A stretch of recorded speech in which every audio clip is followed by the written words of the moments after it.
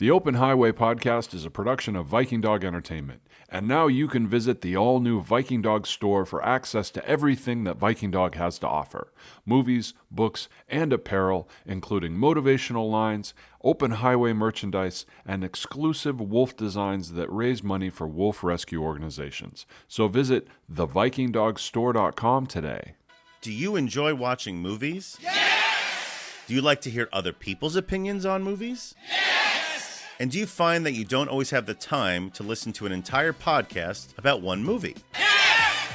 Well, then you might enjoy my new podcast, Living for the Cinema. My reviews cover the good, the bad, and the ugly of what makes each film unique, but in less than 15 minutes. Check out Living for the Cinema on all platforms where podcasts are available.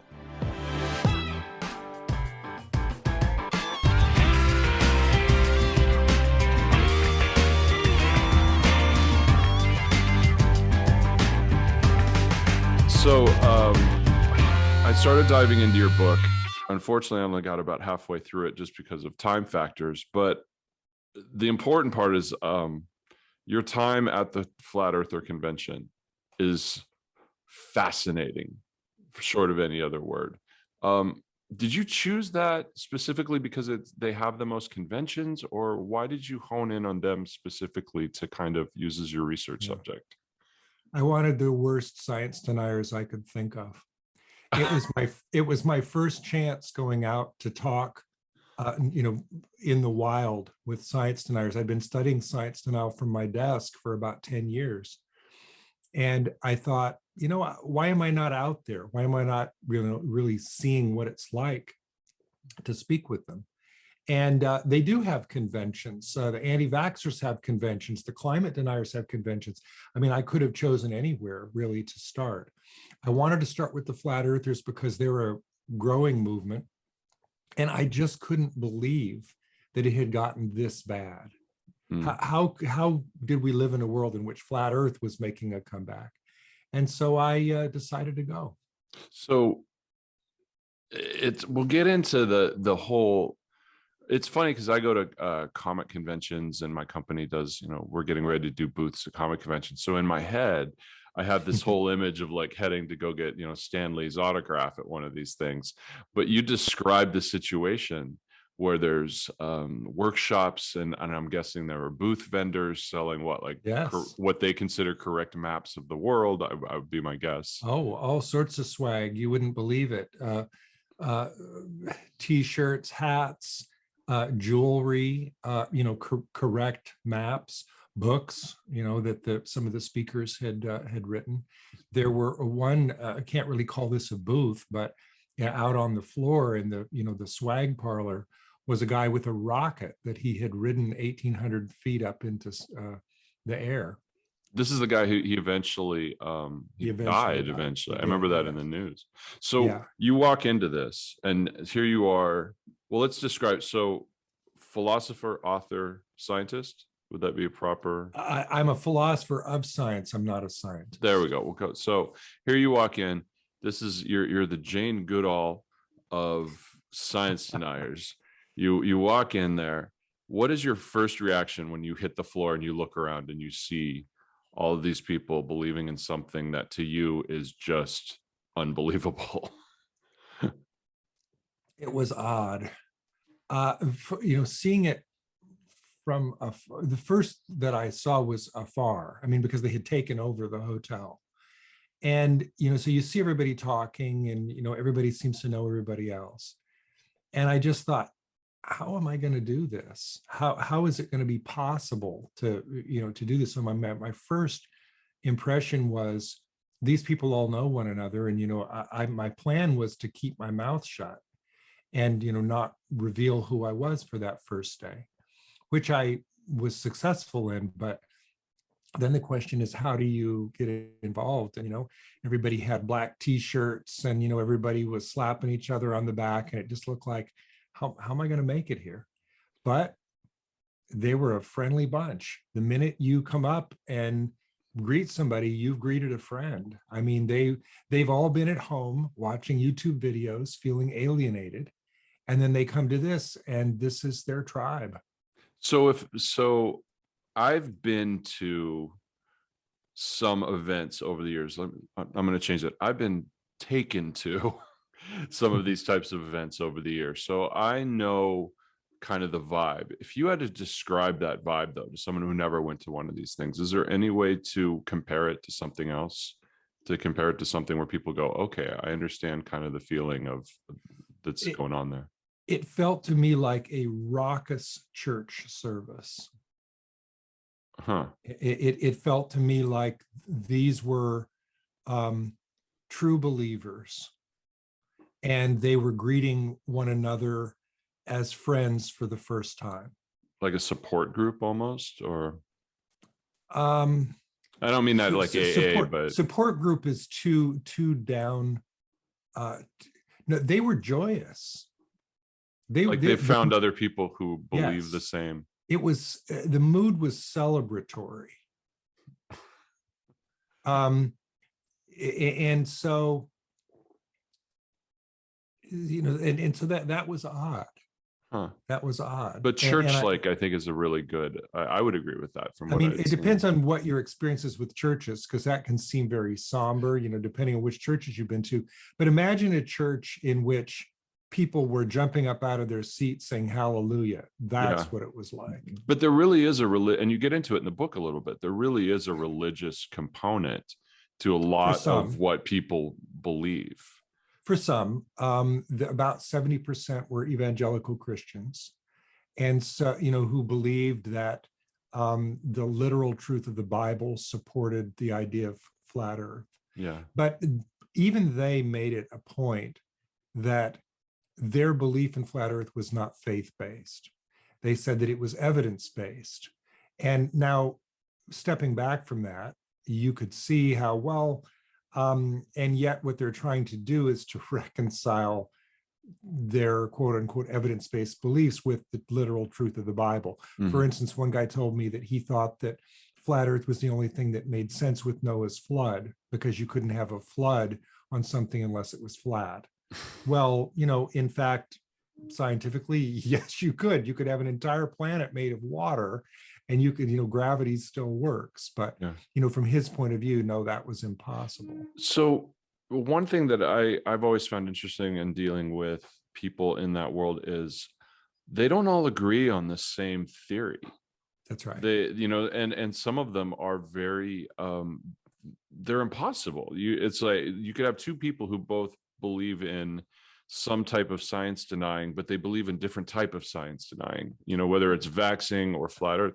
Did you run into that where people who are like, your map is incorrect, my flat map is correct? I didn't see argument between them. And by the way, the idea that they were flat earthers, I don't know how they felt about other science denying topics. We did talk I talked with a couple of them about climate change, and was surprised to find that they believed that climate change was real. But given their belief that the Earth is flat, that there's a dome over it, that there's an ice wall around the perimeter, so the water won't fall off, all these things that they believe, they sort of, their view, their model, if I could describe it, is that like a snow globe or like a terrarium. Yeah. And so if you believe that, you might think that whatever's under the dome is pretty important, and so preserve it. And so they tended to be environmentally minded. So they weren't science deniers in that sense, but about that. But I think what you're really, but though they were conspiracy theorists and did believe other things like we never went to the moon. But I think what you're really asking is, did they argue amongst one another? Because some of them had different, alternative views of how the flat Earth worked, and they didn't argue. And that's interesting, because if you think about the community of scientists, maybe they all believe in, the theory of evolution by natural selection, but maybe they have, at the cutting edge, my dog's groaning, at the cutting edge of the work that they're doing, they might have different views about, some particular hypothesis, and then write papers and criticize one another's work. So scientists, disagree with one another at the margins too, even though they're all scientists. That's a good comparison. What I found with the flat earthers is that although they disagreed, they tended not to talk about that disagreement. I mean, they weren't kind of, it wasn't an empirical movement where the cutting edge was, no, I think that the planets are inside the dome. No, I think they're outside the dome. You didn't find that. Rather, what they embraced was that kind of diversity, that you'll find many different types of flat earthers here. Some of them have, different explanations for, whatever your questions are about eclipses or, other things. But they didn't squabble about it. They didn't dispute one another. They kind of felt that their movement was big enough to incorporate, anybody who believed that it was flat Earth, except for the Flat Earth Society, whom they hated. The Flat Earth Society, the people at the Flat Earth International Convention, FEIC, did not want to be confused with the Flat Earth Society because they felt that they were ridiculous. And in fact, they felt that people, maybe even that they were a shill group, a false flag group, meant to pass ridicule onto them. Yeah. So if you know the movie Life of Brian, it was like People's Front of Judea, the Judean People's Front. I was just thinking of that. Another. They hated. So I mean, they would. One of the speakers said, "If you're going to criticize our model, criticize our model, not the Flat Earth Society. We're not a flying pizza in space. We're not stupid." And I think, really? There's still tribalism even within. Yes. We talk about this a lot on the show. It's a topic that comes up again and again. Is about you have to. You may not believe what everybody else in your tribe says, but you got to protect that tribe because at least you're in the same general area. That is exactly what I found. So if you were at FEIC, they could tolerate the people who believed, some particular hypothesis that maybe they didn't cotton to. But if they were in the Flat Earth Society, that was not their group. I love that you brought up Life of Brian because that scene was exactly what was in my head. You bring up in the book too, and I've run across this so often, is the Matrix and the blue pill, red pill. Mm-hmm. And something I've always found in my interactions with people in that community is they love to make analogies with science fiction films. Yes. And I don't know personally if it's because they find comfort in the ability to actually have some type of concrete explanation, or they can go, oh, it's like this, oh, it's like that. But I've also found they seem to co-opt some of those theories, almost as if I met a guy one time who was talking about I forget what, I think it was wormholes or stargates or something like that, and he laid out this entire theory, and I go, oh, you mean like this movie? And he's like, no, this is real, I don't know what you're talking about. I'm like, you just detailed the entire plot of a 1978 science fiction film. He's like, no, this is unique. And I always wondered why they gravitated to that so much. And you talk about it in the book. They love the red pill, blue pill analogy. They love the Matrix. Well, it's because the Matrix makes them feel like they're part of an elite. Mm.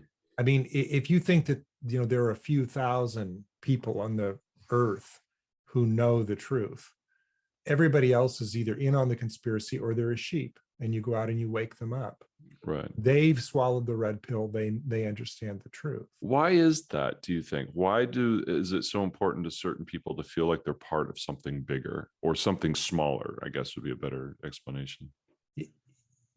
Yeah, I like the way you put that at the end. There's something smaller, because there was a study by Imhoff, can't remember his first name, about conspiracy theories. And he made up a conspiracy theory. It was some, ridiculous thing that he'd never read anywhere, but he just made it up, that smoke detectors put out some hypersonic sound that made people, have some physical reaction to it. And, he then presented it, because he was a scientist, he presented it to two different groups. And one of conspiracy theorists, one, he said, oh yeah, this is well known. They've been talking about this in the literature for the past 20 years, but the company won't admit it. And the other, he said, no, this is secret knowledge. I've just discovered this. Mm-hmm. That was more effective. The secret knowledge. They wanted to be in on a secret. So, that was one explanation. And I think the other explanation is that people who, believe in flat Earth, at their core are conspiracy theorists who just have a very good imagination. I mean, they're very open to possible explanations that, none of the rest of us have ever thought of, and, finding patterns where we don't find patterns. I almost felt at times that with the right direction, you could point them towards science, because they were skeptical and open-minded. They believed in empirical evidence. They did not reason in the way that a scientist does. They had some just yawning, atrocious misconceptions about how science works. Mm-hmm. But they were curious. They were interested. I mean, they were engaged.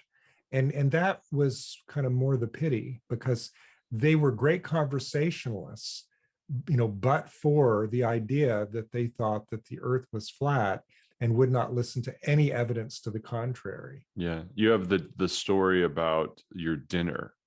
Yeah. You sat down and you had your meal with one of these people. And I was on set. I've been on set working on a project last couple of days. So I've been reading your book on set. And there have been people around me, and I literally out loud every once in a while would say something like, "You are kidding." And people look at me. I'm like, "Sorry, I'm reading this book." And finally I had to explain to one of the other guys what I was reading. And it turned out his father was a flat earther. And he goes, "We never talk anymore." And he found it really interesting what I was reading. But you have this story about you sit down with him, and he seems very open to having a discussion. But every time you kind of lay something out and you're like, "Yeah, but we could do this," he has an excuse, like the flight over the South Pole, and he's like, "But the windows might be curved." And it's not. Right. And what I found fascinating, because of my own experience, was that's exactly how they do it. It's not that they are curved. It's just because of the possibility that they might be, then that opens up the possibility they've been lied to. Right. I've heard the great deceiver argument so many times in my life. It's the possibility that it might not be true, and thereby I can't trust it. Well, now, so again, Phil, think of Descartes. Think of Cartesian skepticism. I might be dreaming right now. There might be an evil genie who's deceiving me. I mean, if they want to talk about skepticism, I can talk about that with them all day. That's fine. I'm not going to say, "Oh, they're too skeptical." It's just, we need to make some sense of this. Do you trust your five senses or not? And it's the inconsistency that bothers me. It's the pick and choose. It's the cherry picking. The problem is the reasoning strategy. And that's what I went there to talk to them about. I didn't present evidence for the round Earth. I went there to talk about the reasoning strategy. Mm-hmm. But what I kept running up against was the psychology of it. Because I think that flat earthers, as with conspiracy theorists in general, tend to be of the mindset that they can't trust people. And that, as you said, they've been lied to. And so there's a sense in which they seem to me very vulnerable, very like they had been hurt before, and they were not going to be hurt again, because to trust too quickly is what happened to them last time. Yet they're gullible, because if somebody's on their team, somebody at that convention presenting something, even if they didn't understand it, they will believe it because it's shared by someone that they trust. So people often think of science denial as being about doubt, but I think it's really also about distrust, because, if you doubt something, then you can answer it with evidence. But if you distrust the person who's sharing it, nothing they say is going to convince you, because you don't trust the person. Whatever. People always wonder why you can't convince a science denier with facts. It's because they don't trust you. They don't believe the facts. So there's the barrier. And just think of the psychology of somebody who doesn't trust anybody around them to tell them the truth. That's how they got that way. Part of that's the part of that is the idea that they have to put order to the universe too. Isn't that one of the? Yes. It's the idea behind, for example, 9/11. I've mentioned it before. I did a great interview with Barbara Mickelson, who does Snopes.com right after 9/11, and she explained it so well, how those conspiracy theories jumped so quickly after 9/11, within days, within weeks. And she explained it. She said, people have to put order to the chaos of the universe, and they have to do it quickly or they can't move forward. And it's a cognitive dissonance thing, isn't it? I mean, you want to make sense of the world, some terrible thing happens either to you personally or, like 9/11. And it just rocks your understanding of, does this world make sense? Yeah. And so, the cognitive dissonance theory goes, way back in social psychology to the 50s. You've got to make sense of the world. And so, you're at that point, you're very vulnerable. You're willing to kind of grab at anything. And if somebody says to you, oh yeah, don't you know 9/11 was an inside job? Maybe in your vulnerable state, that seems plausible. And then you start to research it, meaning look on the internet, right? And then you find that other people believe it, and it reinforces the idea. That's how they're created, right? So it is this sense of yes, you're right, trying to make sense of the world through this odd openness. Yeah, I had an interesting conversation with a person the other day about Venezuela and how people got behind the coups and the government overturns. And what we were talking about is, how can somebody who is normally a rational, good person suddenly go, okay, I'm okay with this violent act, I'm okay with this? And where it came from was people who had traumatic events in their life, and they had to find a way and a system that would support them moving forward. How and then they go all in, because they almost mentally have to. Well, I think there's something there. I mean, one thing that now again, I'm not a psychologist, but one thing that I noticed at Flat Earth, the opening conversation that everybody has is, how did you get into Flat Earth? And people are very forthcoming. I mean, they will tell you what was going on in their life. For a number of them, it was 9/11. It was this idea that if they could lie to me about 9/11, they could lie to me about anything. And then they went down the Flat Earth rabbit hole. For some of them, it was a trauma in their personal life, a divorce, a healthcare crisis, something. So, I mean, there was a lot of trauma. There were a lot of people who, had that breach of trust as a result of some traumatic experience in their life. And so I think there's something to that, which, by the way, means that we're all subject to it, that it's not just a matter of intelligence or, gullibility, even simply, but to say that it's a matter of the vulnerability to shock, vulnerability to being in a world that you can't make sense of, because that's a very disruptive kind of a state. And then all of a sudden somebody comes along and says, no, don't you see, this makes sense. You really want that person to be true, to be telling the truth. Do you think that's why, COVID, the pandemic, is such a massive traumatic event? Is that why people latch on to some of these other theories so easily to try and make sense of it? Yes, I think that it's a traumatic event and people are trying to make sense. But there's another factor going on here that I don't think is going on with Flat Earth. Because with COVID denial, we're swimming in a sea of disinformation. It's not just that people have the wrong idea, it's that somebody is misleading them to have the wrong idea. What people don't understand is that most of the anti-vax propaganda that they're reading on Twitter and Facebook is created by someone for the purpose of their own self-interest. And so somebody is exploiting their vulnerability. Somebody is exploiting them feeling, I don't know what to believe. Maybe the doctors are lying to me. Maybe I can't trust Fauci.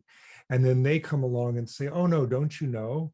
Those vaccines are dangerous. My cousin's barber's a husband heard that somebody, had infertility, and oh, I better go research that. And then once you get on the internet, it's lights out, right? Because Right. whatever thing you think might be true, you're going to find a support group for that on the internet somewhere. Yeah. And then the then algorithm is going to and the support your algorithm is dig. going to Yeah. send you more and more videos on Yeah. YouTube. I mean, and then then you found your new tribe. You Yeah. found your people who can explain the world to you, who you now trust because they agree with you. Yeah. Well, I'm gonna use that as a segue to go back to flat Earth, because one of the things that you talk about in the book is how they proselytize, and I mean that's my term. I'm using that term.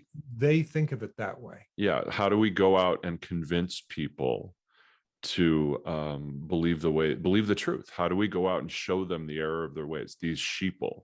I don't know how many times I've heard that term in my life. Yeah. And you talk about that, and there were actual seminars like how to convince them, how to approach them, how to do the exact opposite thing that you talk about doing in the title of your book. It's the same tactics, by the way. Absolutely. I mean, with the same tactics. It was incredible. Why is that not? That's a double negative there. That's dangerous, because you talk about this one example, and this was one of those moments when I was on set where I yelped out. I literally, when I read this story, this guy Marcus was sitting next to me, and he was like, "What? Are you okay?" I'm like, "Oh my God." It was when the father stands up and talks about his daughter, and the word cult just launched into my head. And for those of you who haven't read the book, one, go buy the book, but two, it's this situation where the dad stands up and says, we are teaching our child what we believe is real, what we believe, and they're being bullied in school and told by their teacher that they're stupid, or they're whatever he presented it in a way, that what we're saying is not true. How do we get her to get other people to believe the truth like us? And how do we indoctrinate our daughter? And it was just, I yelped. That was because that was the interesting thing. It wasn't just how do we protect her from being bullied. It was how can we allow her to continue to try to recruit the other children? Or the guy who was worried about getting kicked out of his church. Mm-hmm. And they said, well, you still can talk to the people in your church, or, put the flat earth brochures in the pews so other people will find them. They're actively proselytizing new members, because if you think about it, Matrix, what's your job? Go out and wake the sheeple, right? That's what they want to do. And they're doing it because they think they're right. I mean, they're doing it because earnest in their heart, they think that you need to be woken up to the truth that you've been denying your entire life. Yeah. And so they didn't think that they were doing anything bad to their kid. But that was a hard moment for me as a dad, because the adults that I'd met, and there were kids there, the adults that I'd met used to be globalists, but then had some experience where they became a flat earther. But then I started thinking, what happens if you're a kid and you're raised in this and you never know anything different, and you're taught to think that everything your teacher says is a lie, not only about this, but other topics? What chance does that kid have in the future? And the people were praising that kid, clapping, supporting her. She's got to have felt like $1 million, going to the Flat Earth convention. It just, that I left the convention at that point. I had to get out, because I wanted to stand up and scream bullshit. Right. But that would have been wrong on so many levels. Yeah. So instead, I just left the room. It reminds me, it's a bit extreme of a parallel, of a comparison, but it reminds me when the image that popped into my head is when you see those photos of like the kids at the Klan rallies, and you see the little kid waving the Confederate flag, and they're like 2, 3 years old. They have no idea what they're doing, but they're being indoctrinated with this system of belief. And it's extreme comparison, but to me, it's the same thing, because you are shutting down their ability to think, to choose truth, to figure it out for themselves. You're at that age, you're wiring their system.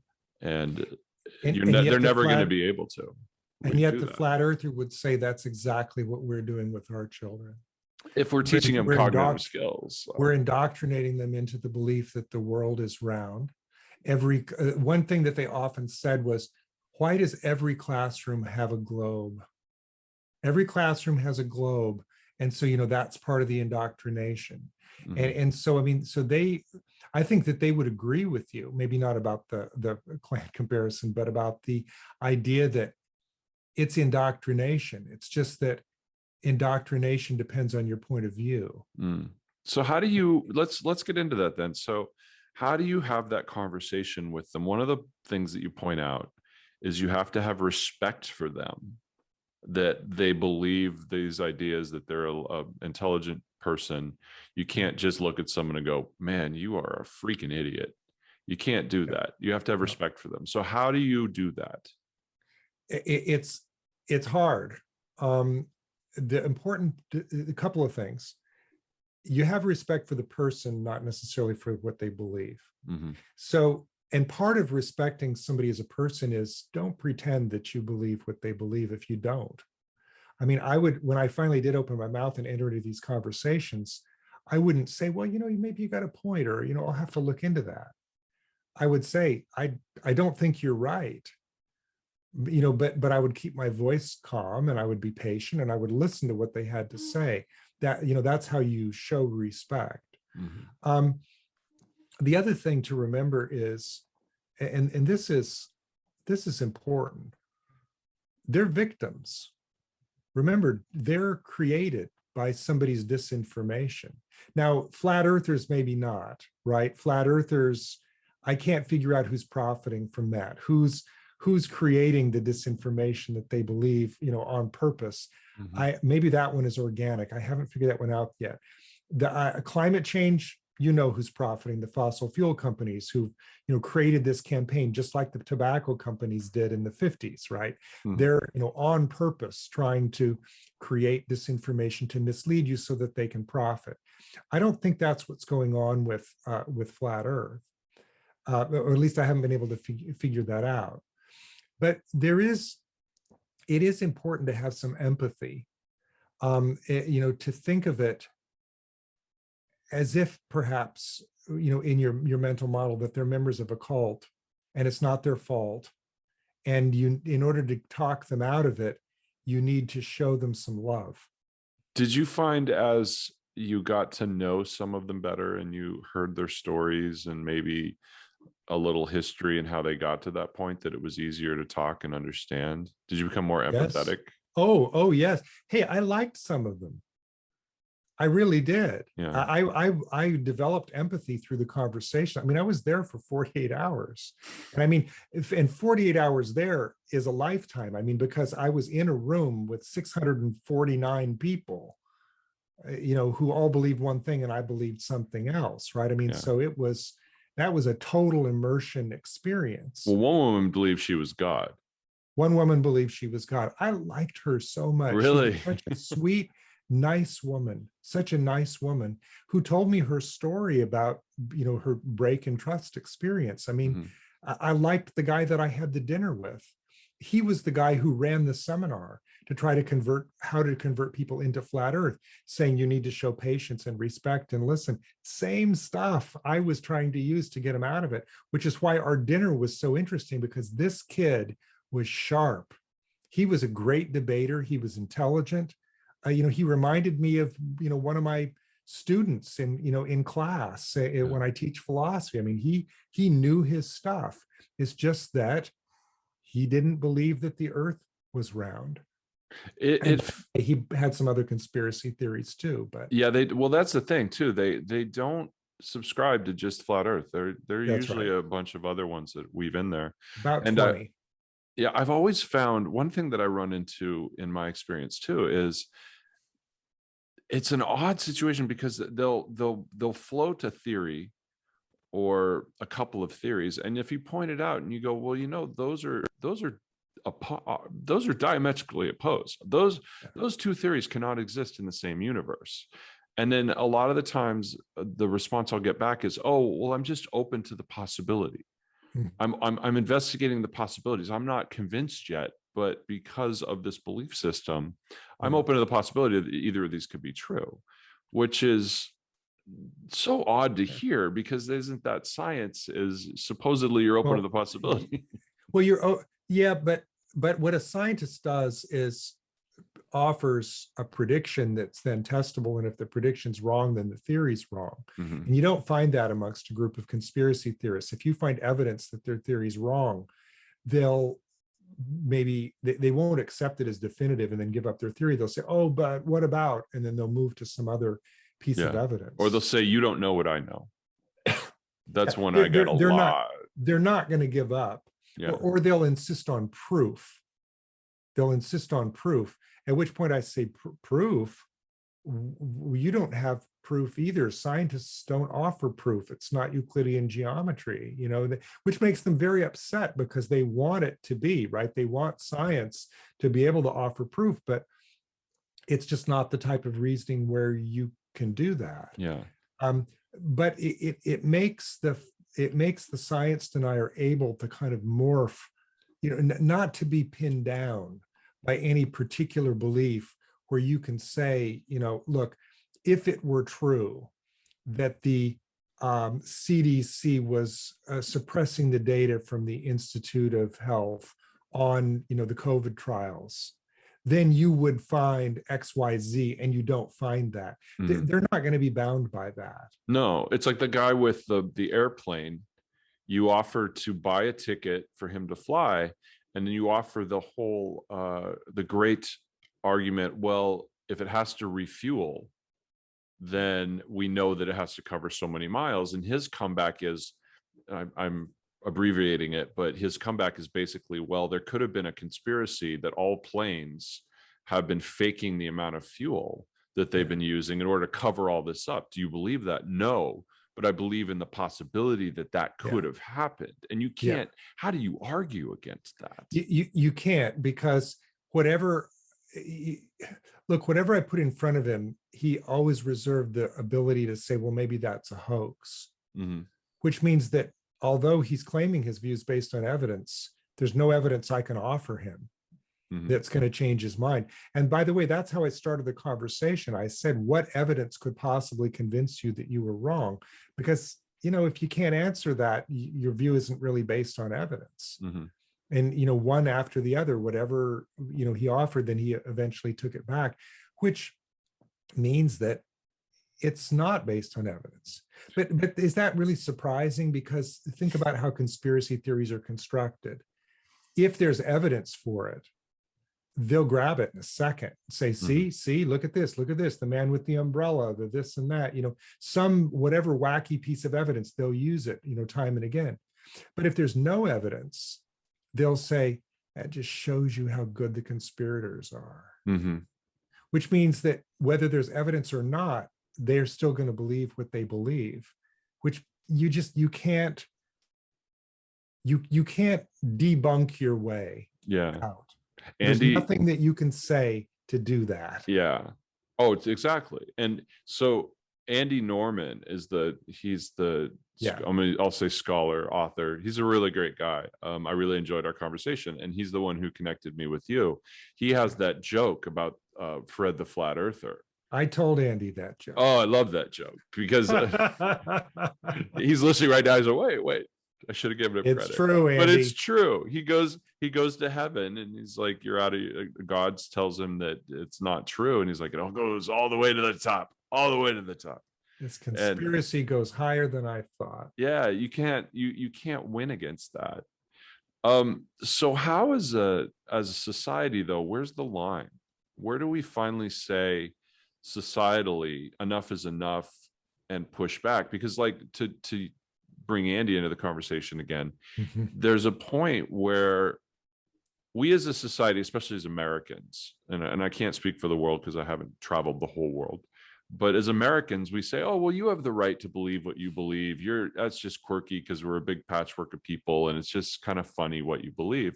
But there's a point, like the child is a great example, where it starts to cause damage. So as a society, where do we start to push back and say, you know what, that's not acceptable, because now you're damaging us intellectually as a people without suddenly becoming thought police? There's that hazy area.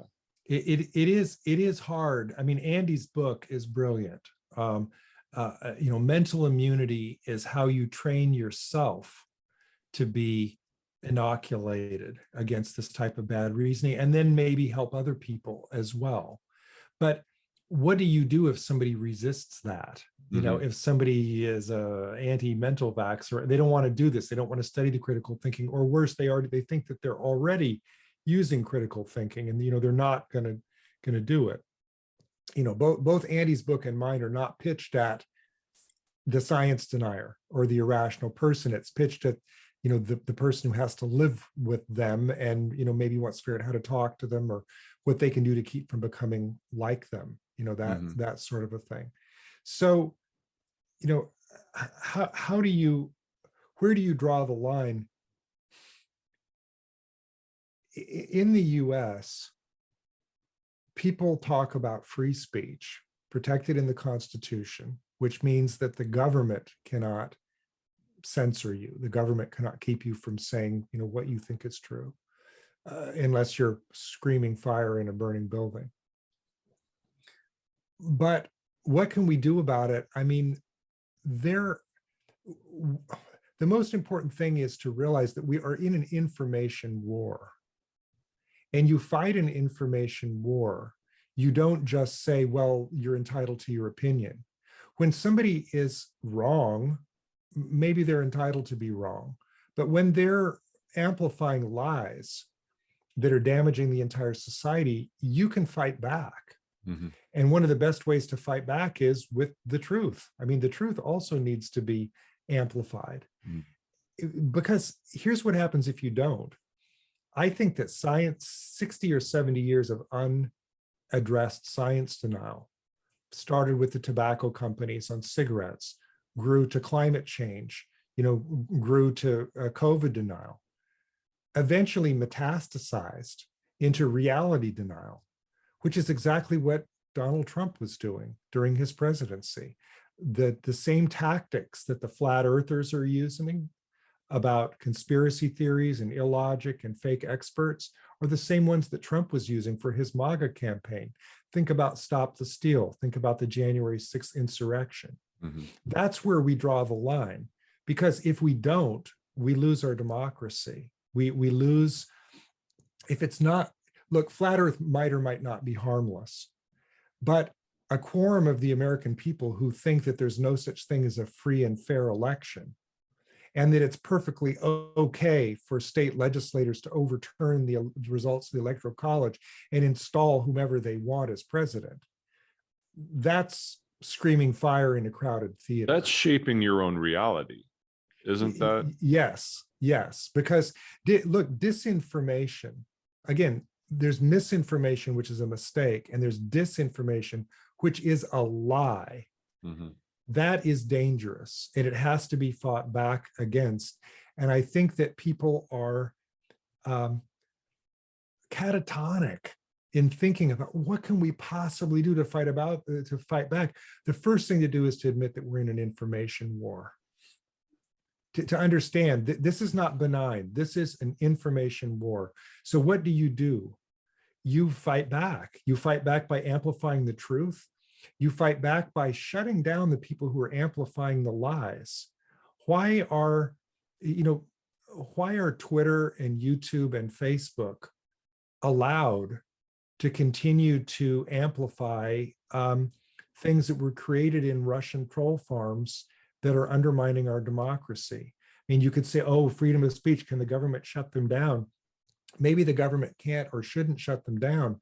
But what the government could do is insist that their algorithms be transparent to academic researchers who could figure out, it shouldn't be a shock that they're causing damage, but those algorithms are secret.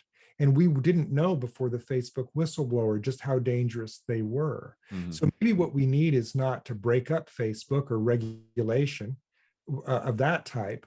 We need regulation about transparency.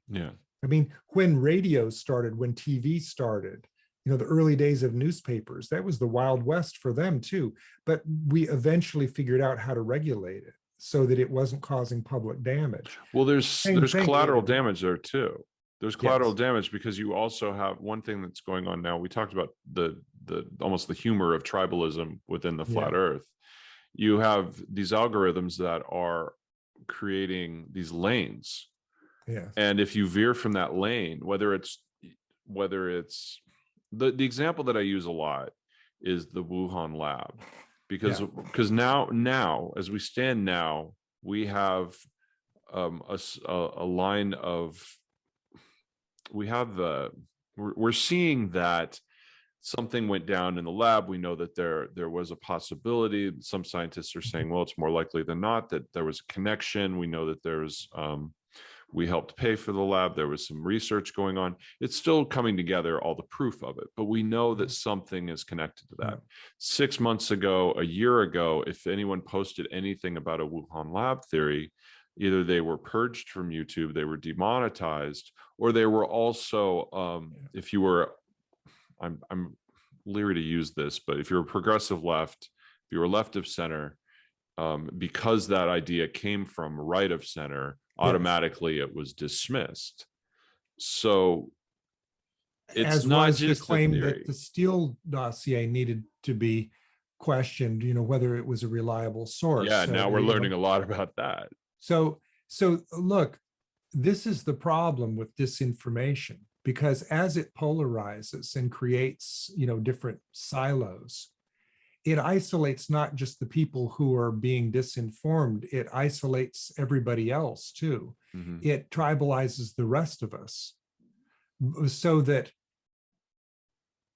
we should be open, just as scientists are open. We should be open to the idea that, well, this hasn't been, there's not enough evidence to show that this is true, or is this a reasonable hypothesis? I think Jon Stewart said it best. I wonder if there's a connection between the idea that this was the Wuhan coronavirus research lab in Wuhan, where the virus came from. If maybe there's a right, is that a reasonable hypothesis to at least investigate? Mhm. But so this idea that, well, no, this is just and then there's some sort of an ideological purge if you say that it is, or if you say that it isn't. That's really not how it should be. So I wrote a paper once on the ricochet effect of fake news, right? That it does this. It compartmentalizes us. It can. That's the danger. It can make, even if you're somebody who's on the side of science, say, or truth, it can make you just reflexively feel like, well, that couldn't be right because it's the liars who said it. Mm. But that's not the way to think of it. You have to ask yourself, is this a reasonable hypothesis? Is there any evidence for it? Have we investigated it, et cetera? So what about, and this is a little outside of what we've been talking about, but I think it still pertains to this, is what about like QAnon? What about people who hear these QAnon theories that aren't really science? I don't mean science-based as if they're fact, but they're not. It's not junk science. It's literally these crazy theories, and this part of their brain goes, "Huh, that makes sense to me," and then they believe it. Like the people who are in Dealey Plaza waiting for JFK Jr. to come back right now. There's no junk science connected to that. It's just them wanting to believe it. Look, this is. This veers over into pseudoscience. There are science deniers, but there are also pseudoscientists, right? There are also people who think that, scientists are biased because they're not investigating my particular hypothesis that I have a little bit of evidence for. Mm-hmm. And the problem is that pseudoscientists always think that they should be able to just kick in the door and bring science to a grinding halt while their hypothesis is investigated. But that's not how science works. I mean, you've got to scientists are busy, and you have to earn your place at the table with the data. So if somebody says, I was out fishing with my brother and there was a little bit of moonshine involved, we thought that we saw a UFO, so investigate that right now. Nobody's going to bother with that. And then they might complain that, well, they're biased. They just don't want to look at the truth. But, is that a credible source? Is there evidence for it other than their eyewitness testimony when they were drunk? No. Right. But what do you do about something like the Princeton Engineering Anomalies Research Lab, which was a 20-year project in the basement of the Princeton Engineering Building, where they investigated telekinesis? They had random number generators, and they found a small, infinitesimal effect that mental intervention could influence the random numbers that were generated. Now, should that be taken seriously? Should that be investigated? Well, clearly Princeton did for, quite some time. So, if there's any small amount of evidence, I think people have a case that, yes, this should be taken seriously. It should be investigated, even if not kick in the door and, do it right now. Yeah. But I mean, I was cheered when I heard that Princeton was investigating this, because they weren't just doing it, on a lark. They were doing it because there was a small effect. Now, after 20 years, some people are saying, look, it shouldn't have taken this long, and because they had some methodological issues that, we could have helped them on. But the Princeton people will say, yes, but nobody would peer review our work. So, I mean, so do they have a beef? Maybe they do. The people who claim that there's life after death, I saw the white light and my body, my consciousness hovered above my body, and I saw that the nurse had a bald spot on her head, which I couldn't have seen unless, my spirit had left my body. Should that be investigated?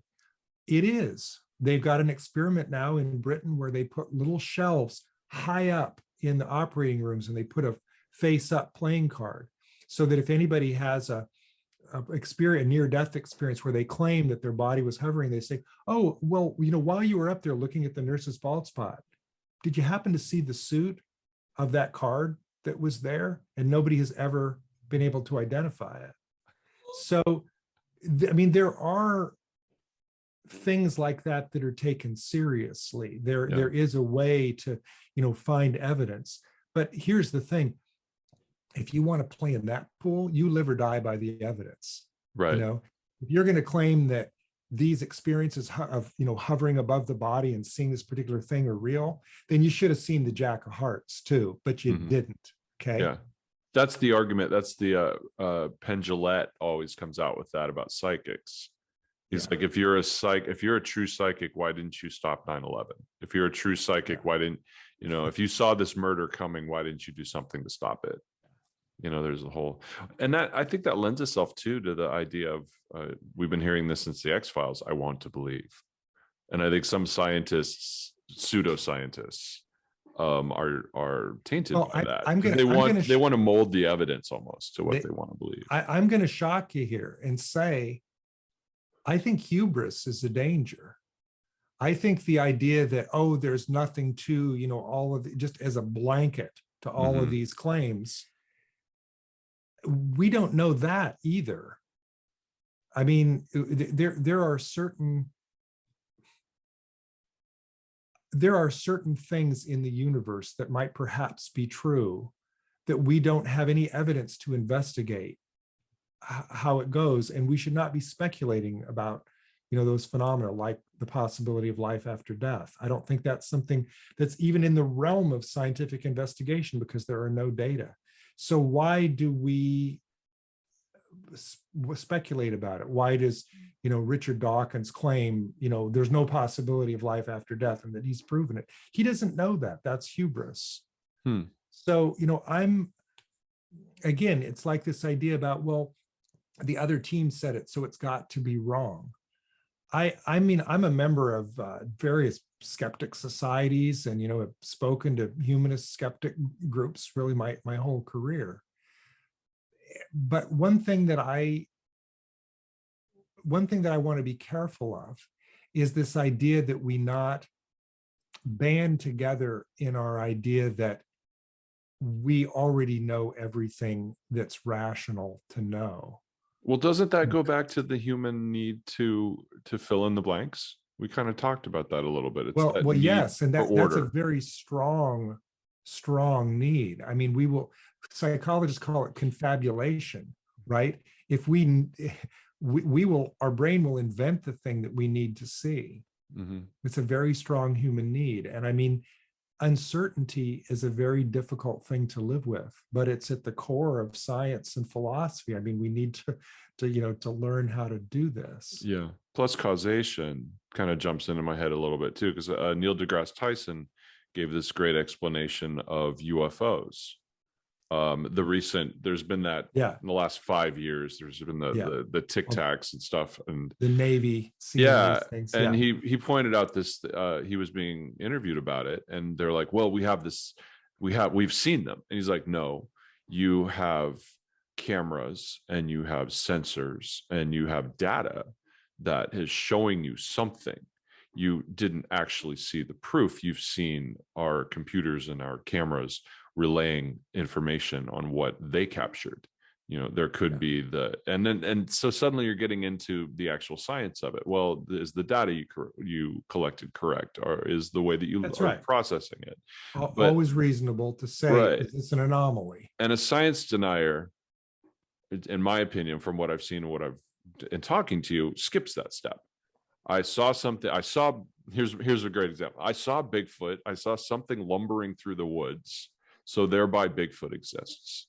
It couldn't be faked. It couldn't be the film. It couldn't be the light hitting it a certain way. It couldn't have been, some other creature. I just go straight from A to Z. And see, it's that jump. It's that jump from it could be this to it has to be that. Mm-hmm. That's the unscientific thing. I was in God, I'm going to get this wrong, and it makes it a better story. Is it Westminster Abbey, the place in Britain where all the luminaries are buried? Newton. Yeah. Okay, so I was there, and they've the greats of England's history are entombed there. And over on the nave, the spot where the minister stands, to the left of it is this big marble block that says Newton, where Newton is buried. And then there's one over on the right, which I couldn't see. My eyesight was not good enough to see who it was. And my wife, we were looking at all these other ones, and we saw the one for Newton, and then the other place of honor is on the other side. And so my wife and I were there, and I said, well, I wonder who that is. And she said, I don't know. Who is it? Who is it? And I said, it's probably the third Earl of Stanhope. He's just, joking around. It's somebody you'd never heard of. And we walked over there, and it said Stanhope. I am not kidding you. I had never been in that before. I'd never seen a postcard. I'd never seen a picture. It just sounded like a British name to me, Stanhope. So that's, third Earl of Stanhope, joking around. It said Stanhope. Now, what should I conclude from that? You're psychic. Yeah.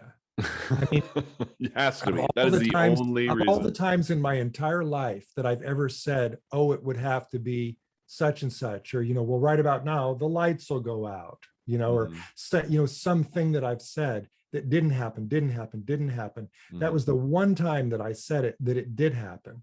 Law of averages, it's going to happen. Mm-hmm. I got a chill down the back of my neck when I saw that it said Stanhope. But what did it mean? Nothing. That's not evidence. Yeah. There's a radio analogy like that. Have you ever heard that one? Back when there used to be music on the radio, back when we actually used to listen, is every once in a while you would go, this is the song that's going to be next. And every once in a while you would be right. And people would go, oh my gosh, you're psychic. How did you do that? Well, because there are 40 songs that they play over and exactly. over. And they usually do it in a certain order. They usually play them, and they're told which songs, but we never knew that. Now we know that it's all programmed, and or you would hear you didn't realize you were actually hearing the first 2 or 3 beats of the song, and you would yell out the name of the song, and you would think it was so quick. To jump to a conclusion and not for the most extreme possible explanation and not to investigate further is a weakness of rationality. To look at the pyramids of Egypt and then to look at the Incan temples and say, why are they all shaped in exactly the same way? It must be that some alien civilization came down and, built, all of them before we even got here.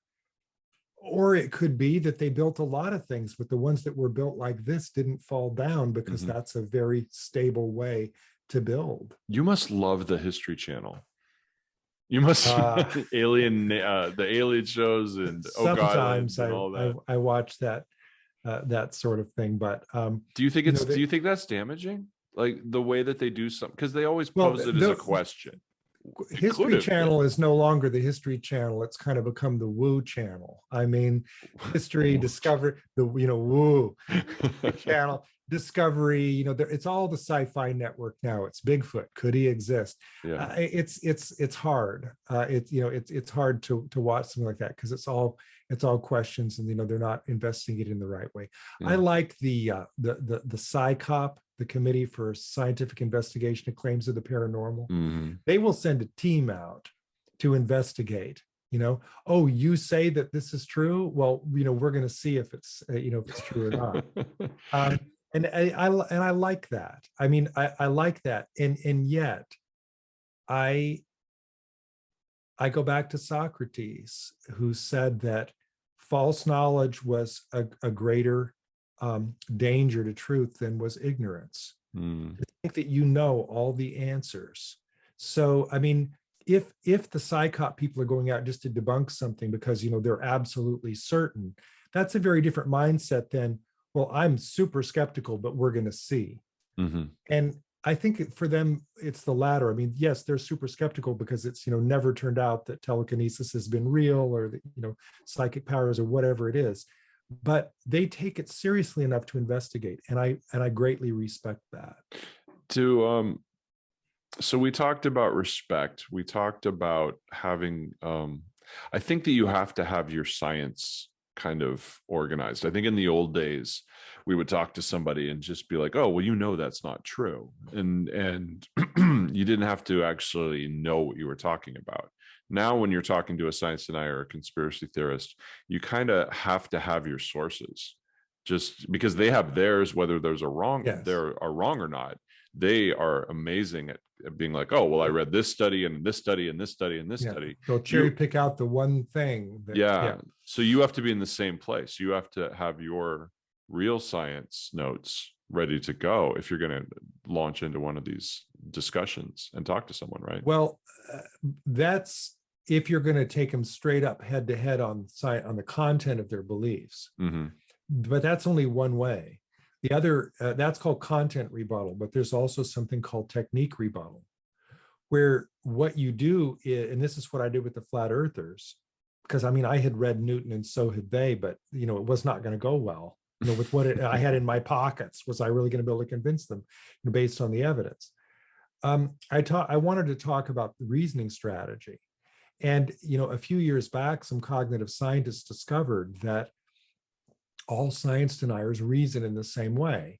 They cherry pick evidence, they believe in conspiracy theories, they engage in illogical reasoning, they rely on fake experts, and they have impossible standards for science, like it should be proof. Knowing that, there's something called technique rebuttal, where you can try to identify the inconsistencies or, question the reliability of their experts, or ask them, why do you trust this expert that you just read on Facebook, but you don't trust your own family doctor who so I mean, there are ways, there are different ways to confront them. And by the way, that technique rebuttal has been vindicated empirically. There was a study in summer of 2019, which I talk about in my book, by Cornelia Bache and Philip Schmid, which provided the first empirical evidence to show that technique rebuttal worked. And by the way, it worked just as well as content rebuttal. So if you want to talk to a climate denier, you don't have to be a climate expert, but you do have to know about how to push back against conspiracy theories or fake experts. And, if you learn how to do that, you can talk to them. Is there a point where you just agree to disagree? I never in my life have agreed to disagree with anybody about anything, because Okay, I'm a is there a point? philosopher. Is there a point where you're married to somebody, or it's your father, or it's somebody where there's a point where you're going to do more damage than good? Is there a point where the relationship is more important yes. than the truth? Where you're going to do more damage than good around the relationship, maybe there's a point, but you're not going to do more damage to their beliefs. It's not like by pushing back, you're causing them to double down on their mistaken beliefs. Right. So that, if your goal is to change their mind, you should never stop. Mm-hmm. If your goal is to have a harmonious family meal, then maybe you should back off now and then. Though I'm going to say this, of the anecdotal accounts which show hardcore deniers changing their mind, it always happens in the same way, which is that they were engaged with somebody that they trusted, and they eventually wore them down, not with facts and anger, but with love and respect and empathy. So, you don't have to hurt the relationship to keep the conversation open about an area of disagreement. Yeah. If you handle disagreement in the right way, it doesn't have to hurt the relationship. But in saying that, I want to be careful, because science denial can cause great pain for the collateral people in the life. And I get letters from folks. I get letters from people who are married to flat earthers. I get letters from, from family and friends. It usually is. And it is a very real phenomena that people are hurt by this and need advice about how to proceed. That's one audience for my book. I don't pretend that a science denier is going to read my book and be converted. For one thing, I use the term denier, which is a pejorative term you're not supposed to use in front of them. But the audience for my book are, people who are rational and want to understand the phenomena and maybe want to go out and try to change somebody's mind, or at least get them to listen. What's been the response to the book from both sides? What is, and did you hear from anybody from the convention after it came out? Yes. Uh-oh. What happened? Let's start with the convention. What did you hear back from the convention? Look, people, it's important to realize that when you challenge someone's beliefs, you're challenging who they are as a person. Yeah. So you're not just saying you're wrong about this particular theory and here's some evidence, and then they change their mind and say, what a fool I was. It's like attacking their religion or their political beliefs. And so it is easy to make someone angry. So I do hear from people who are not pleased with me. I hear from people who are very pleased, and it's, the ratio changes from time to time depending on the publicity venue and what I've got going on at any given time. But I've never felt, well, I'm going to stop there. I'm just going to say, that it is, I do hear from people. I had, what happened before the book even came out, after I'd done the Flat Earth Convention, the stories were too good. I didn't want to save them for a year and a half and then publish them in a book. I wanted to get some of them out there. And so I wrote an article for Newsweek and had the cover story of Newsweek that particular week. So called "The Earth is Round," and it was about my time at the Flat Earth Convention. And I heard from a few people after that. Do you just looked up? Do you have it framed? It's right there. You do? I got a couple. I'm in my office right now. And I've got a couple of things that, cover story in Newsweek was a highlight. Now, the flat earthers would say that shows you that I am part of the conspiracy, because I've got too much invested. because Yeah. I got recognition for that story. So I've got something invested in it, which is why I'm, part of the group that's pulling the wool over everybody else's eyes. But if they got the cover story, it would be validation. I don't know. I think I would say that they do, because that goes back to the cherry picking. It's how they look at it. If you got it, then you're part of the cabal. If they got it, then it's validating their belief system. I'll say this. I made a big mistake at Flat Earth, which is that I went in there thinking that was all that I needed to do. And that was wrong. I treated it as a one-off. Mm-hmm. I need to go back. I should have gotten the contact information of the fellow I had dinner with. I should have been in touch with him. I shouldn't have just responded to, hate mail as it came in. I should have followed up with the people that I met. That would have been the smarter way to handle it. And I learned that as I was doing research for my book, which is that don't treat it as a one-off. That, you read these anecdotal accounts and they are people who took the time to do it over a long period of time. Yeah. So that was my mistake. And the other mistake that I made is that I was a little too hot. There were some conversations where I just pushed things a little too hard. I'm a philosopher. Philosophers push things. I mean, in a philosophical argument, it's, well, here are 5 reasons why you're wrong. And then you spend the next half hour going through why they're wrong. You can't do that with people who are not philosophers. They get pissed off. And I didn't come on that strongly, but there were a couple of moments, and in the book I recount them, where I kind of see why maybe they walked away from the conversation, because I was a little too hot. You recount the there's a seminar. It's not a seminar. It's a debate between one of theirs and another guy, and you even say in the book that it was set up in a way where he was a fall guy, or not a fall guy. It was a show. He was a show because they were going to have this big debate on Flat Earth, and I thought, well, I got to see this. Yeah. Well, the guy they brought in for the debate was a religious scholar who they spent the entire time talking about the Bible.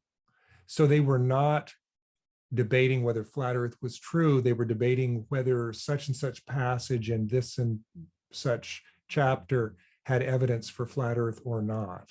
Right. That's what the debate was about. So he was a show. He was a show. So you don't see them calling you up and saying, "Hey, would you want to come in and have a debate with?" And nor would I do it. You wouldn't? I wouldn't. No, I would not. Why not? Because the Bache-Schmid study showed that the worst thing that you can do is provide a platform for someone to spread misinformation. And by participating in the debate, I would be legitimizing them as if we had equal points of view. So you wouldn't go back for as far as I would go back to talk to them one-on-one, right? But I not would as not a guest. participate. I would not participate in a debate.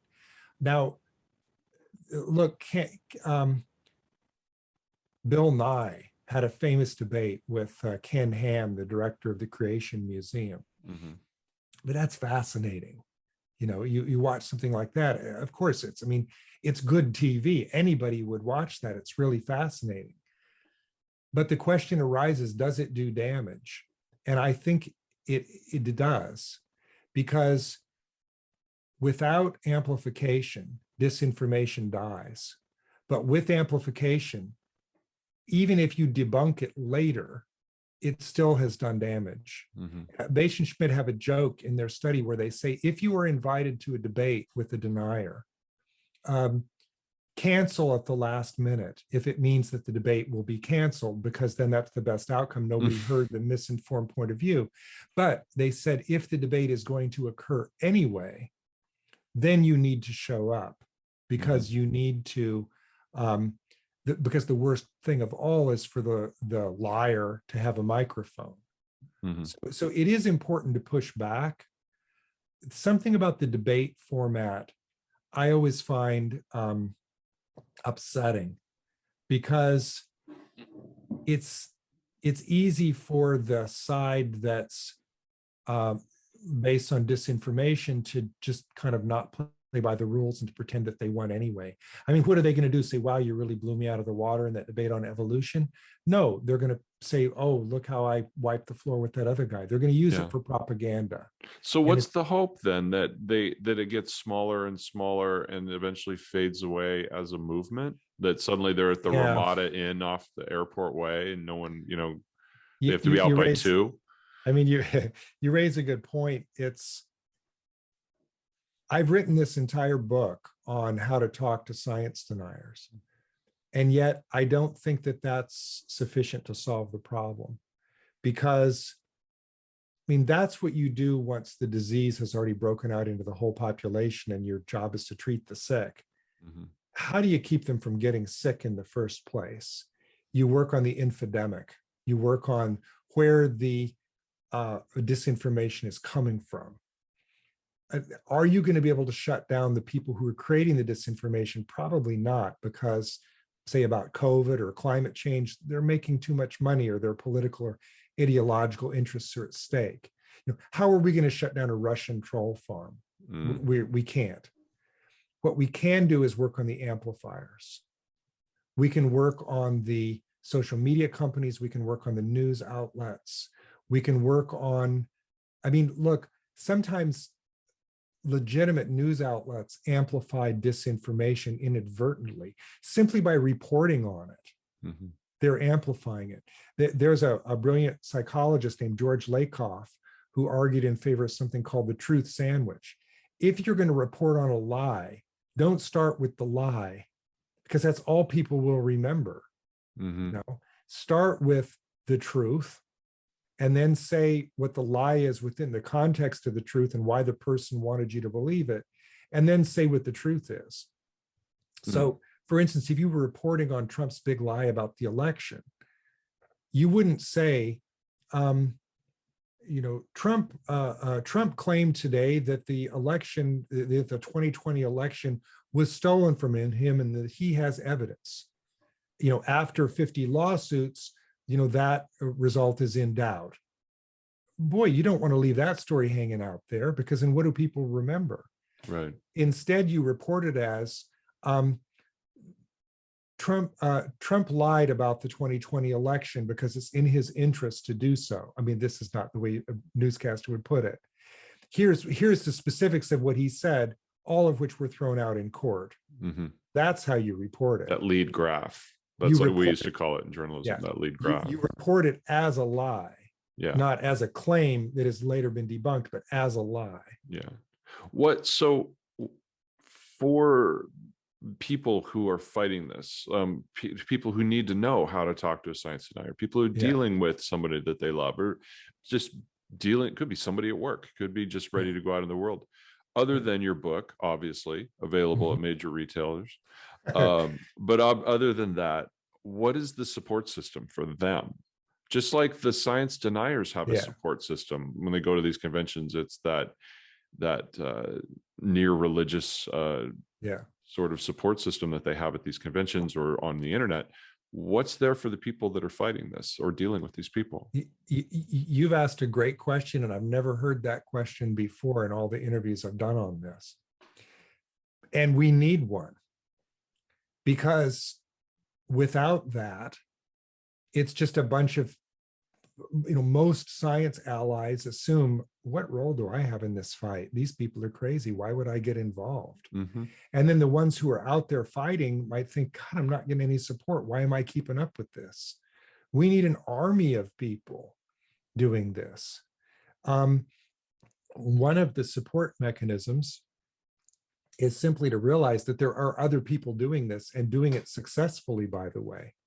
And that, by the way, science denial is not the only area where this is happening. As far as science is concerned, look at the Alan Alda Center at Stony Brook. Mm-hmm. Look at the Center for Engagement with Science at University of Cincinnati. They are training scientists and science journalists in how to have these sorts of conversations with people. You can read accounts in the popular media about prominent public figures who have changed their mind on climate change or changed their mind about vaccines. And again, it always happens through engagement with somebody that they trusted. So just realizing, you have hope by realizing that this can work. But now I want to draw this out a little bit to some other possibilities. I've been concerned for many years with science denial, but as a result of writing this book, I have come to discover that this methodology, which I didn't invent, by the way, I read about other people using it and then reported it on in the book, patience, respect, calm, empathy. Mm-hmm. This is used to talk people out of cults. Read Steve Hassan's work, former Mooney, who now deprograms people from cults. He uses this technique. Street epistemologists, concerned with originally with issues of existence of God, skepticism about God, use this technique.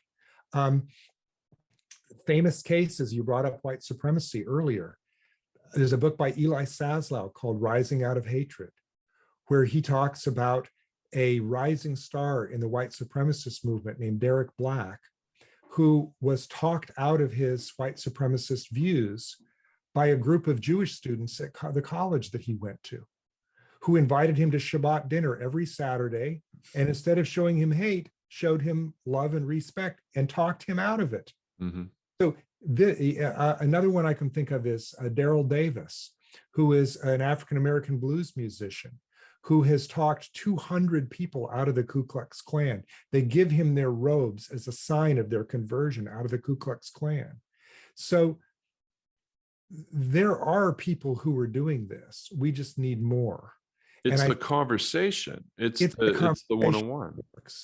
That is exactly right. Yeah. Now, again, that is not sufficient to the scale of the problem. The problem with QAnon and everything going on in the world, even if there are more people who don't believe QAnon than do, the ones who do are organized and come together. And like you said, we don't have a support system. I think we need a support system. We need more people who are science supporters, to band together and figure out how to do this. It's interesting you brought up Richard Dawkins earlier. Yes. And I openly admit, I'm an atheist, and that's just my personal lack of belief. But even in that community, there's infighting, because there's a whole belief where it's like, oh, well, you should treat them this way, or you don't have enough of a lack of belief, or agnostics versus atheists, and even within the skeptic community, you have a lack of support sometimes. Hard positive atheists, negative atheists. Oh absolutely. Born again atheists is actual thing. You're I never heard that one. Oh yeah, it's just like somebody who discovers the Lord. For that first year, they're like, I found the secret. I have to give it to you, or you must listen to me. There are born again atheists. I had my time where, suddenly I saw the world, and I'm like, you have to see you have to understand. I have the knowledge. So I think anybody, I think science deniers must be the same way. Once they finally step away from being globalists, which to me, that term just cracks me up. That's the nice term. That's the nice term they use. The insult I can't say on the air. But they must be like, I just must tell everybody, because I now have knowledge. I now have that secret knowledge has been revealed. I don't know. I mean, they all seemed pretty, engaged on that, but maybe you're right. Maybe there's such a thing as. I think so. Here's the important thing. Did you buy a T-shirt? Oh, are you kidding me? I did all my Christmas shopping there. Did you? Right before Thanksgiving. I got stickers. I got books. I got my wife a flat Earth necklace. Their model is kind of cute. I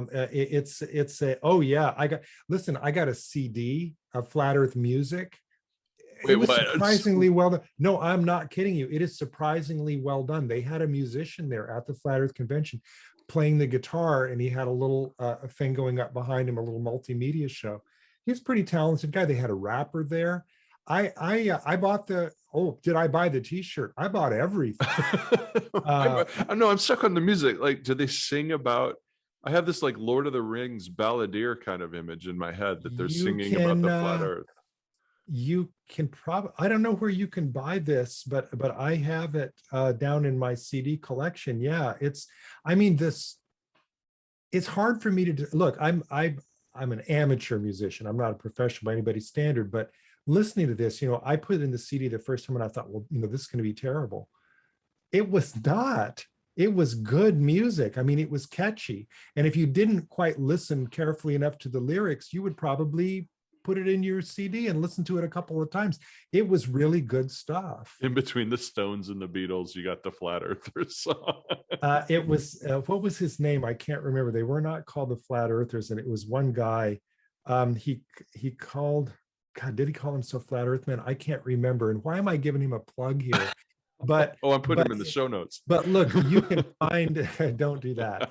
But look, you can find the video of the thing that I went to, and it's got his performance in it. It's on YouTube. I mean, it's all on YouTube. I'll have to check it out. It reminds me of like, you know, of the phrenology heads. You know, those phrenology heads that bumps, the idea that if you, the shape of your head and the bumps on your head decide what your personality is. And those became interior design objects. There was a time in the 90s where you would go to like Urban Outfitters and you could buy one and put it on your shelf, and it became pseudo-science objects became collectible. So I have to wonder if one day people will look at some of these flat Earth objects and be like, oh, I want to have that model on my shelf because it's debunked. It's not even debunked science. It never was science, but it's this I don't quackery. know. I'm going to cash in because I've got a lot of it. I want to get one wear one of the shirts to the gym because I just think people will stop. The best was a shirt that was it was a blue orb. And the real shirt says NASA. You know, you've seen it, the NASA shirt. Mm-hmm. But this one, instead of saying NASA, it said liars. And they really believe that. They believe that there's thousands of people in on. They think we never went to the moon. Have you heard the theory that it's not real because we couldn't fit through the door? Did they ever tell you that one? Of the ship. That's one of the theory. I've run across that one. They thought that it wasn't real because you couldn't get outside the dome. But I mean, to a person, the flat earthers that I met thought that space travel was fake. So how do you explain the space photos photoshopped? Well, Photoshop wasn't invented then. It was done in a Disney studio. Yeah, Stanley Kubrick. How do you know that? Because there are 3 6s in Disney's signature. I saw that.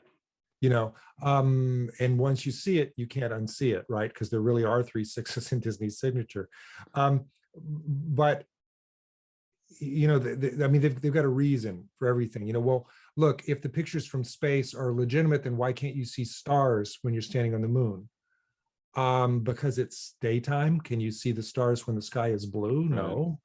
You know, but I mean, but they've got a reason for everything. There's also the problem that I ran into with people that I dealt with is every once in a while you'll run across something that gives them an ounce or a grain of truth, and they grab that. And one example is NASA took one photo and altered it back in the day, and I forget what it was that they did, but they did alter the photo for press.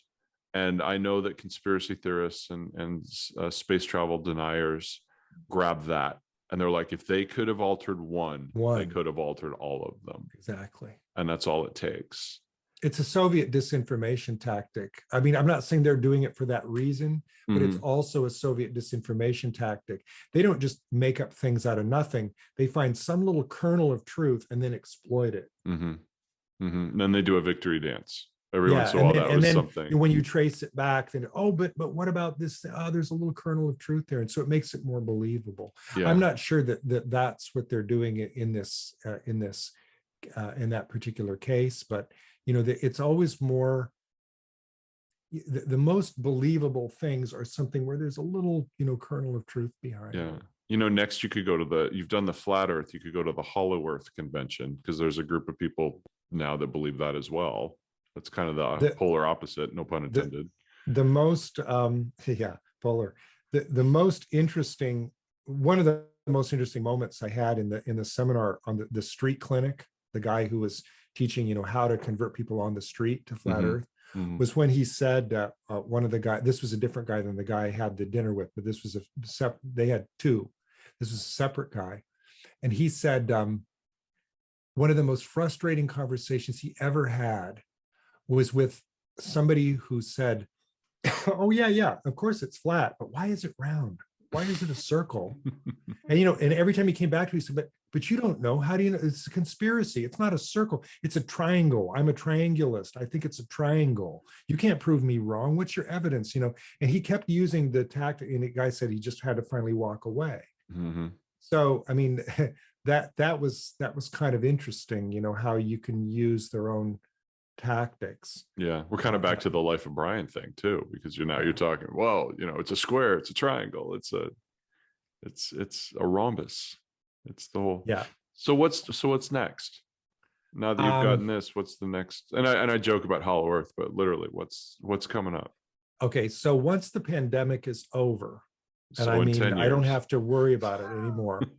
I'm going to go back to the Flat Earth Convention with a physicist that I have convinced to come with me. And he's super smart guy who has just the right personality for this, because he's not a kind of a debunker in your face, you're wrong. He's a kind of that's fascinating, tell me more. And he researched flat earth on his own after I kind of radicalized him to this.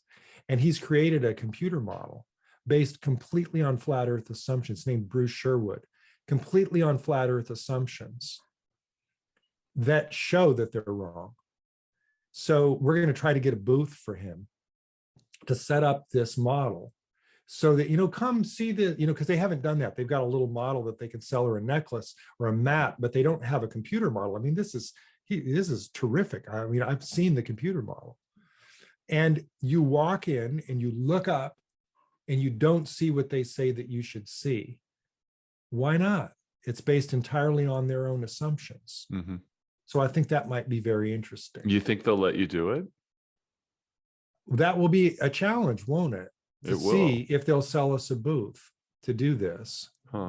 That we'll have to try. Are you going to go in? You're going to have to go in like a beard and glasses, and they're not dangerous. You think they'll welcome you? You think that it's it goes back to your argument? I don't know. The plane. I don't know. I mean, look, I've heard of people being kicked out of the anti-vax conventions. I don't imagine that they'd kick me out. You think they'll want to have that debate? Because you guys would go in openly saying, look, would you go in? They're going to recognize me.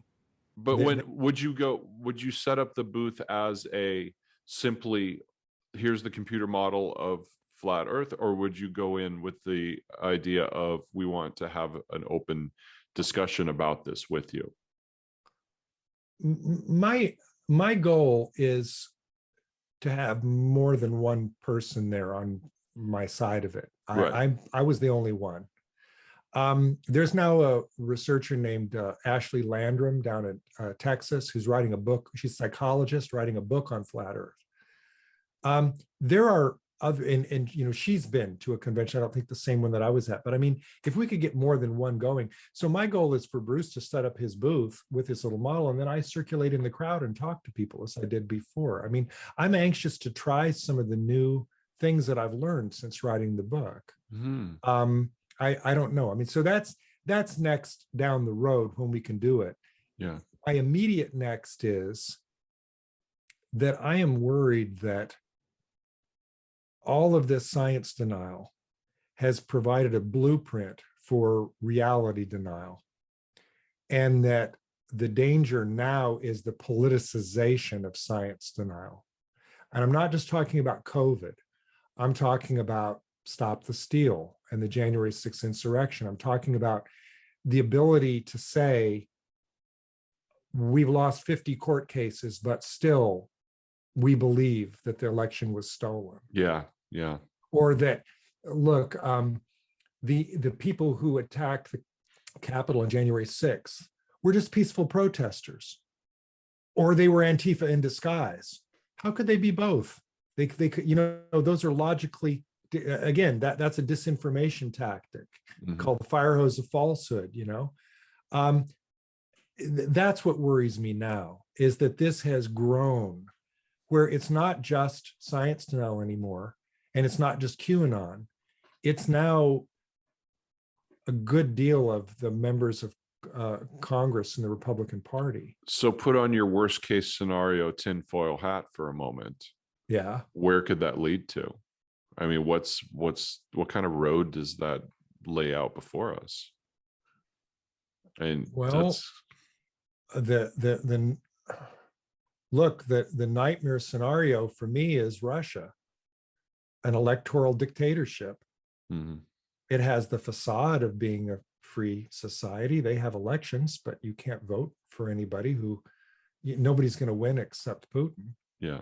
I mean, then the nightmare scenario for me, and I don't think it's a tinfoil hat scenario, is that the Republicans retake the House and use the voter suppression laws to overturn through the states that are now going to allow the legislatures to put in their own slate of electors to do that and to install Trump in 2024, whether he wins the Electoral College or not. Yeah. And we've seen at that point, we're in big trouble. Yeah. And we've seen, I had a discussion, the gentleman I was talking about, Venezuela, about how they kind of began this practice. It's odd that we're talking about this, about how you just deny the electorate. You say, oh, well, I don't agree with that, so I'm not going to give in.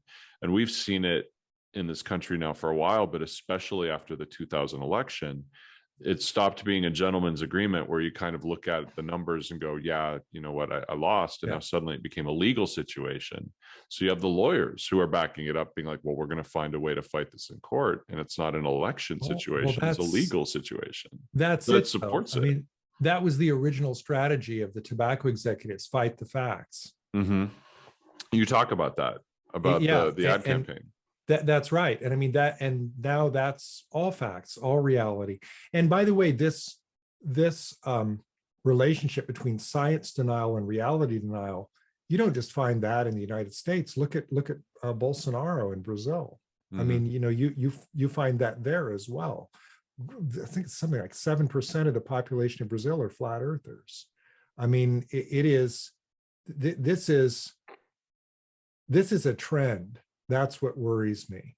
It's this really, people don't deny reality just for kicks.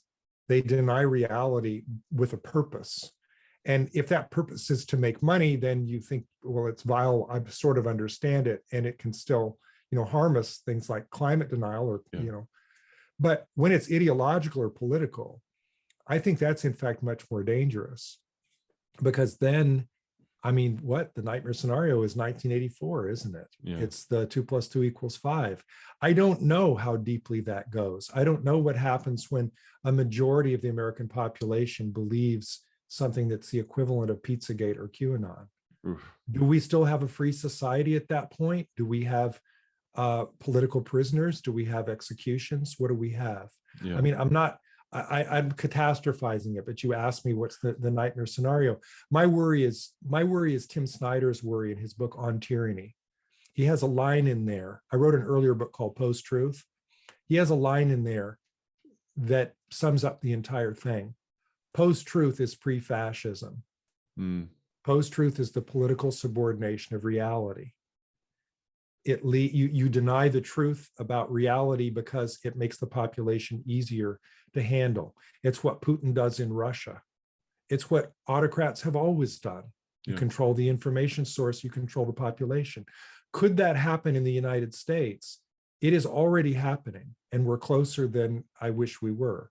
So that's what I'm writing about next. That's what I'm concerned with next. The work on science denial has been important because I think it paves the way, because I think it's the same type of reasoning. I talked earlier about the 5 aspects of science denial.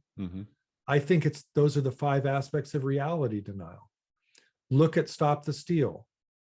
Rely on fake experts, conspiracy theories, cherry picking evidence, illogical reasoning.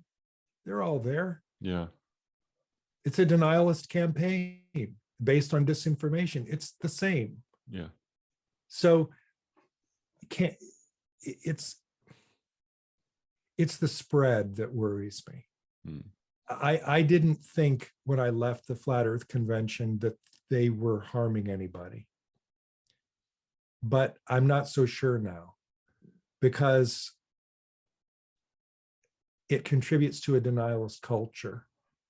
If we can go that far in science denial, what else is available to us? Yeah. And I think we've seen what else is available to us. A society that our respect for science falls so far that flat Earth becomes a thing is the same kind of society in which it's not laughable to think that we might lose our democracy because people are denying the result of a free and fair election. That's frightening.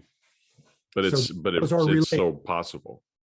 Those are related. And I mean, I do get mail in which people accuse me of being an alarmist or, catastrophizing this.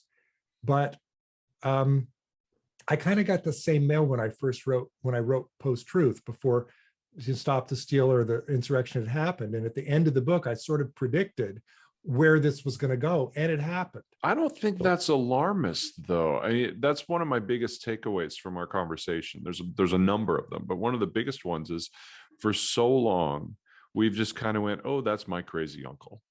Oh, that's my silly, my silly neighbor who thinks this and that. And there's a point where if you just keep categorizing them as that and writing them off, that's how we get to this point. And that's what you're saying right there. If I'm not putting words in your mouth. There become more and more of them, and it's a bigger problem. And by the way, we're in our silo and we don't see it because we don't watch the channels or look at the news sources where this is happening, and it comes in as a complete shock. Yeah. They said what? Sometimes you'd hear Trump speeches and you'd think, who's he talking to? Well, he's responding to something on a network that you're not watching. Right. Or isn't being shown to you, because again, we go back to the algorithm. Is if I get on Facebook and I'm only going to see people who agree with me or have thoughts.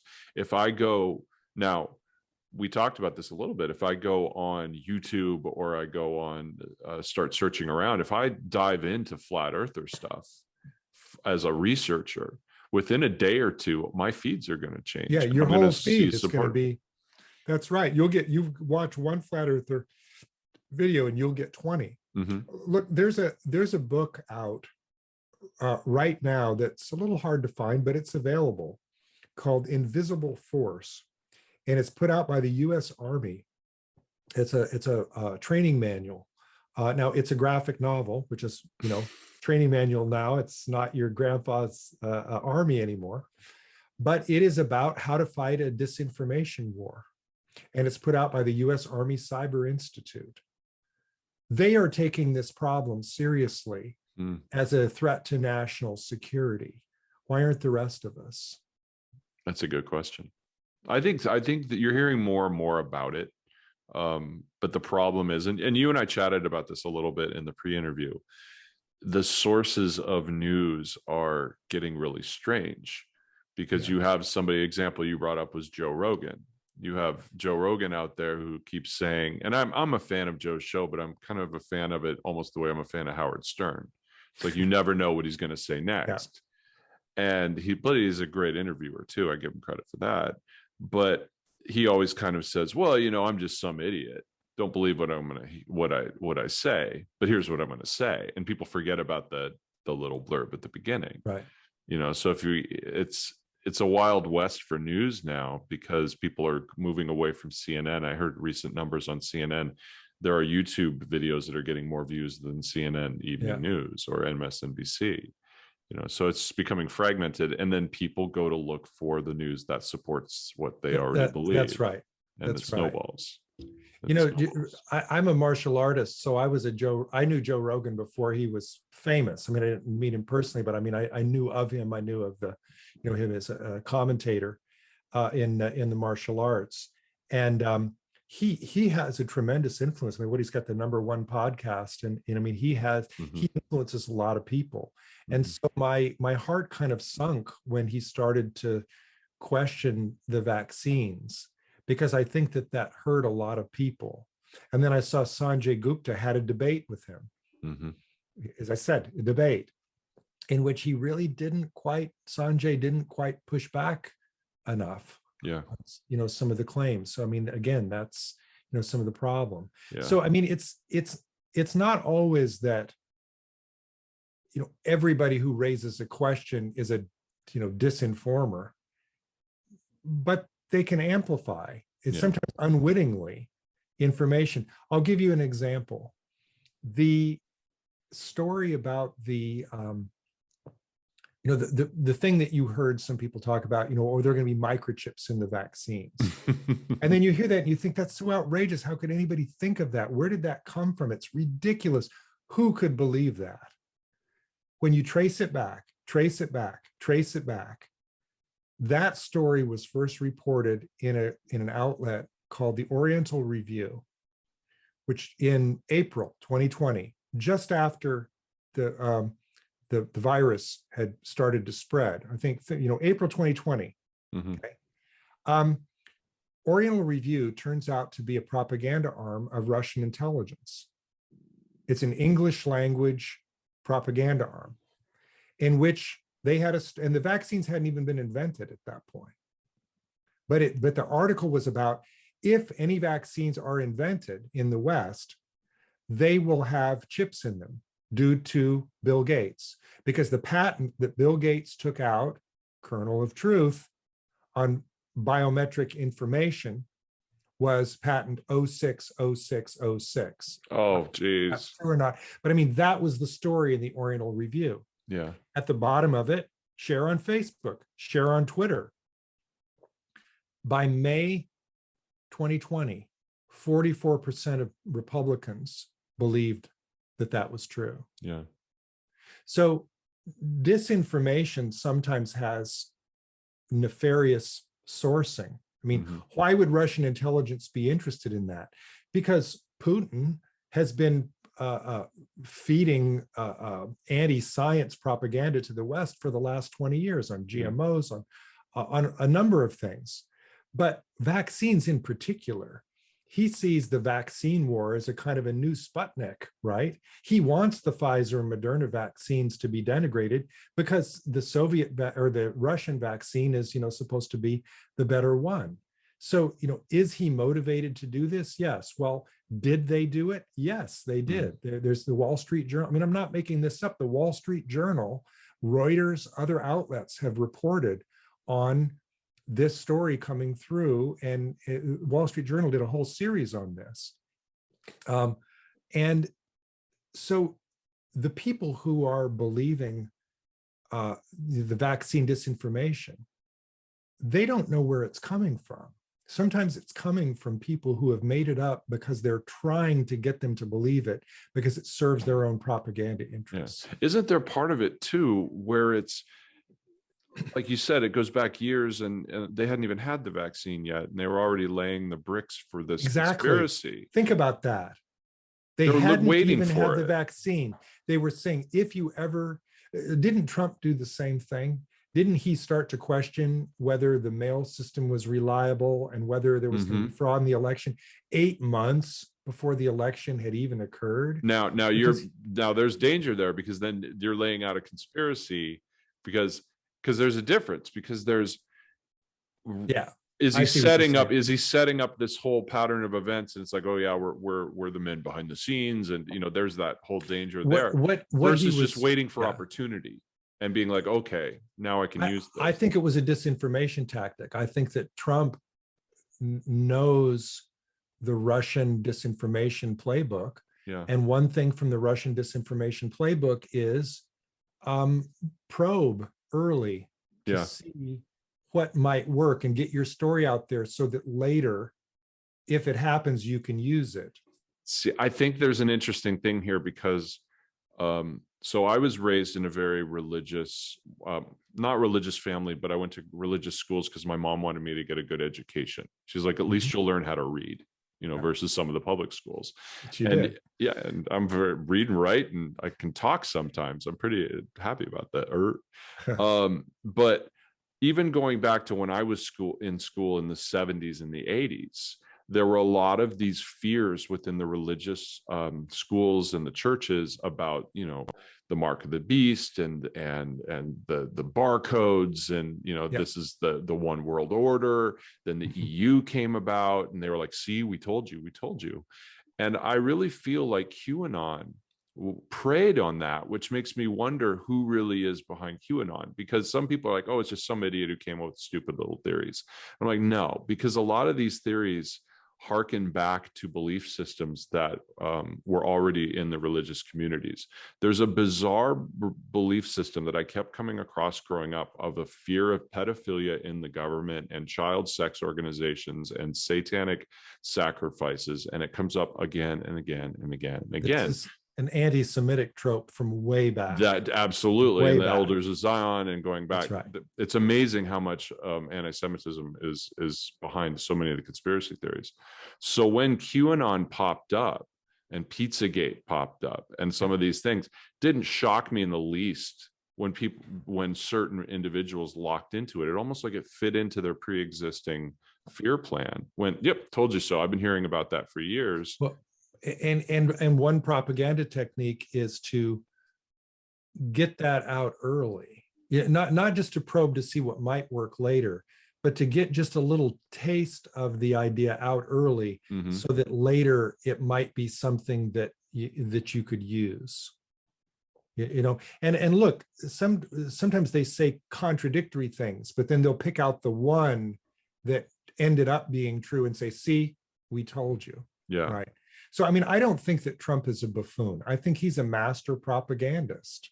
I think that he studied he had a lot of business dealings with the post-Soviet economy. He knew how their society worked. He admired, I think, how Putin ran the society. He was a student of some of those propaganda techniques and used them on the American population. Did something nobody had ever done before. Yeah. He used them in the in American politics and was successful at it. It's not by chance. There's no. He didn't stumble into this and just happen to go, Some of the techniques that Trump uses are nameable techniques. Conspiracy bootstrapping, the fire hose of falsehood, reflexive control. These are Soviet and Russian later disinformation tactics that Trump studied and now is using. Yeah. Have you last one? I think you might find this amusing. If not, with the Walt Disney 666 thing, just kills me. When I was growing up, it was Procter and Gamble.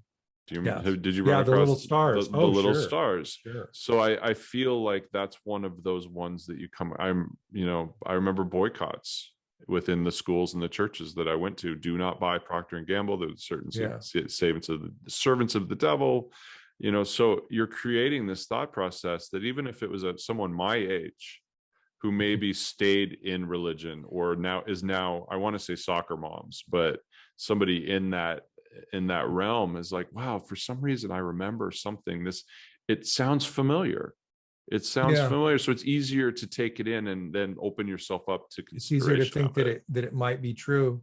Yeah. I mean, I can't remember the source anymore, but I read an article about QAnon where they made the argument that sometimes the evidence that they find, some of the clues, are these elaborate things that you think, how could that possibly be a coincidence? Because look at how this all, fits together. And some, it was about the gaming community. I forget. Yeah, I shouldn't even be talking about this because I don't remember, but it was the idea was that if you pursue anything hard enough, you will find random things that are correlated, that are just random. But if you pursue them hard enough and enough of them over time, you'll find anomalies that statistically seem like they shouldn't be there, yet they're still just anomalies. But to a certain mindset, those will seem like they're related and therefore evidence for, whatever led you to them. There's that Jim Carrey movie where he keeps, I forget, was it 23, or he keeps looking for the number. And he's like, see this number play, and he's like, he's looking. It's like he's gonna find it, whether or not it's really there. You start to tell the drama of the movie, but people will I don't know this one. Yeah, I forget, it's like it's the number 23 or number 28 or something, and he's just like, see, the whole world rotates around this number, and it's a plot, an evil cabal or whatever. And it's like it wasn't one of his well-known ones. You buy a silver car and all of a sudden you see silver cars everywhere. Exactly. But people fight that. People don't want to believe that, and they're like, no, it's a sign. It's like, no, it's just that part of your mind is processing that now, because we would go insane. Exactly. Well, anything else that you'd like to hit on before we finish this massive conversation? You pulled all of my secrets out of me. I don't know if there's anything left. I told you things I have never talked about on air. So I'll send you the therapy bill, and I don't take copay. But I urge everyone, especially people like me who've had people in their lives who are science deniers or conspiracy theorists, especially people they cared about very much, to read the book How to Talk to a Science Denier by Lee McIntyre. I really, really enjoyed it, and I can't wait to finish it. And just try to respect people the best you can, and have empathy and compassion, and realize that they really believe what they believe, and they're not idiots. A lot of them are very, very smart people who are just a little misguided, and that's my opinion. But I really appreciate the time that you spent with me. I had a fun conversation. Me too. Hopefully, I know I learned something. I don't know if you did. No, I did. This is it really is the open highway. We talked about a lot of stuff, didn't we? We did. Good. It did. We took a road trip. There you go. So appreciate that. Thanks for spending some time with me. And Lee McIntyre, everyone, go buy his book. Information in the show notes. So I'll put a link in there and make sure. So I really appreciate it. Thanks very much.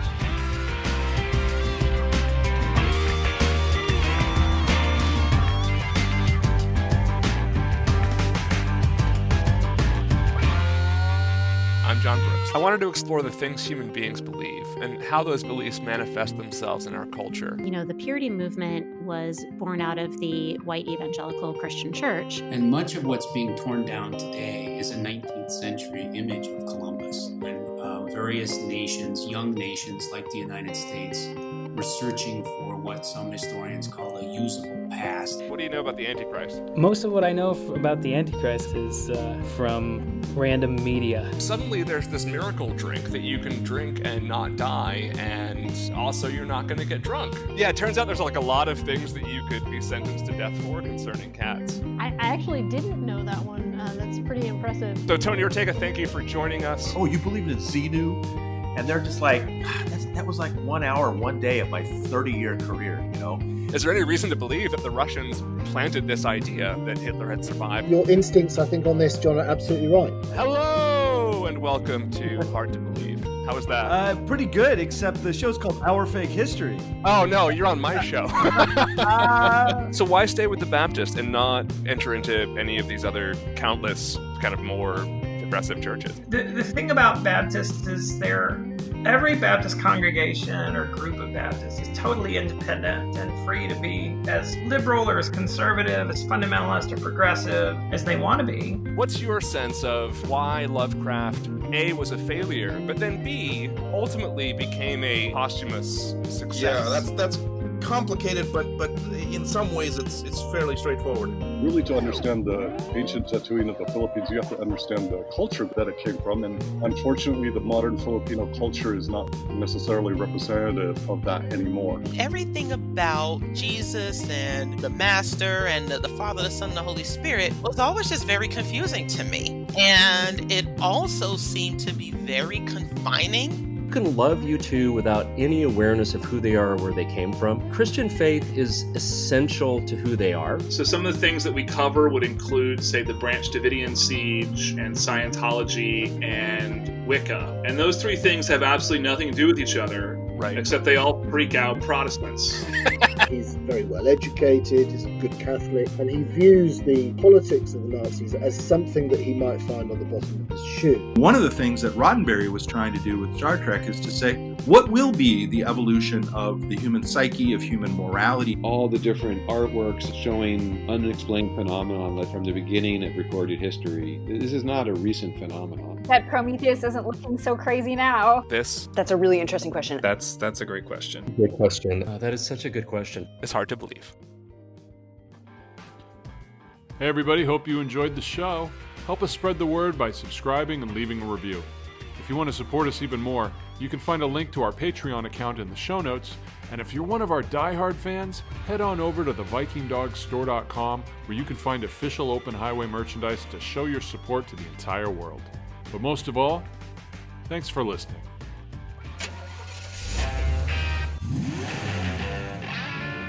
For the highways of America, which for so many years were an assortment of as many designs and pavements as there were states, are now becoming one big road that can take you anywhere faster, safer, and more directly than ever before. What is this big road? Where is it going? How much has been built? How much is yet to come? These are questions we ask. Certainly traveling the entire system would be a memorable experience, but few of us have the time for such a trip.